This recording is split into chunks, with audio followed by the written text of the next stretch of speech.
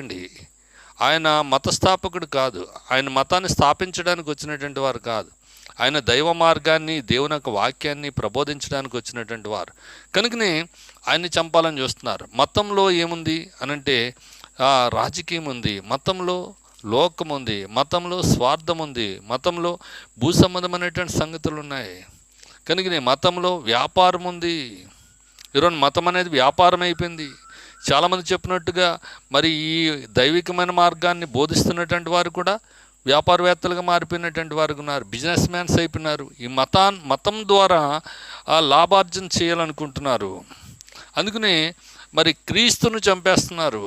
ఆ దినాల్లో చంపేస్తున్నారు, ఈ దినాల్లో కూడా క్రీస్తుని చంపేస్తున్నారు. వారి పరిచర్యలో, వారి మినిస్ట్రీస్లో, మరి నమ్ముకున్నటువంటి వారి యొక్క విశ్వాసంలో క్రైస్తవుల్లో కూడా ఎవరు లేకుండా పోతున్నారంటే క్రీస్తు లేకుండా పోతూ ఉన్నటువంటి వారు ఉన్నారు.